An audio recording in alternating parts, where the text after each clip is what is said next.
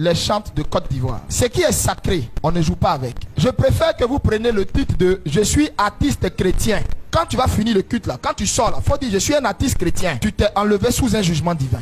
Mais quand tu dis, ou quand on te présente, quand tu t'en vas pour tes prestations et puis on dit chante, en fait toi-même tu t'es tué en même temps. Parce qu'un chant, le dimanche sa place n'est pas ailleurs. Sa place est dans l'église où il a été ordonné, consacré, chante. Et quelqu'un qui est chante, ça veut dire on a mis l'huile sur toi. Si ton pasteur ou ton père spirituel n'a pas encore mis l'huile sur toi pour t'ordonner en tant que chante, tu ne l'es pas. La Bible dit, le Seigneur a dit à Moïse, dans telle tribu, tu vas m'enlever des chantres qui vont, eux, servir dans ma maison. Et ceux-là consacrent-les. Tout ce qui vient servir dans la maison de Dieu doit être consacré. L'empreinte de Dieu doit être dessus. Parce que nous servons un Dieu jaloux. Celui qui ne partage pas. Dieu est dans un régime de monogamie. Un chante qui dit il est chante, il ne doit jamais monnayer son talent. Un artiste chrétien peut monnayer son talent. Un chant ne monnaie pas son talent. Le chant est sacré. Le chant porte le ciel en lui. Le chant porte la présence de Dieu. Quand il ouvre sa bouche pour chanter, le ciel est ouvert. L'artiste chrétien, il peut aller à son gombo. Mais un chant qui s'en va faire gombo, il se maudit. Si on te demande, il faut dire je suis dans le groupe musical de l'église. Il ne faut pas dire je suis chante. Parce que si tu es chante, ça veut dire tu as une relation avec Dieu. Il t'a ordonné, il t'a sacré, il t'a consacré. Chante. Vous savez pourquoi les chantes là, plein meurent en désordre? Vous jouez, hein? Tout ce qui monte à l'autel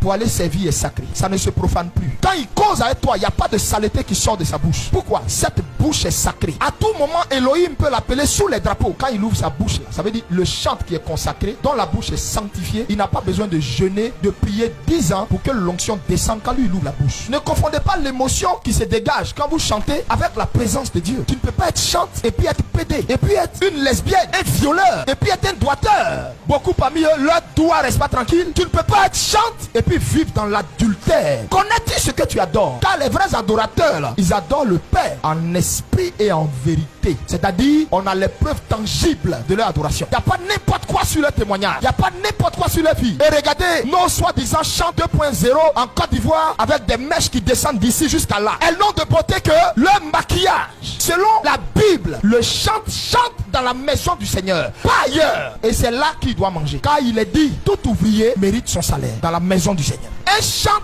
qui veut venir dans ton église et puis qui discute salaire avec toi, c'est un maudit, il ne faut pas rentrer dans ça. Qui vous a consacré chante pour que vous vous levez et puis ordonnez un salaire. Tu comprends pourquoi ta vie tourne en rond là? C'est pourquoi tu vois dans nos églises, ils sont pétris de talents, des jeunes instrumentistes, grands arrangeurs, mais la malédiction les accompagne. Pourquoi? Parce que indignement, ils font l'œuvre du Seigneur. Il s'en va boire et puis il vient, il prend le micro et puis il chante. Il couche avec des filles et puis il s'arrête là, il prend le micro et puis il chante. Elle est impudique, adultérine. Et puis elle aussi, elle s'arrête là, elle prend le micro, elle chante.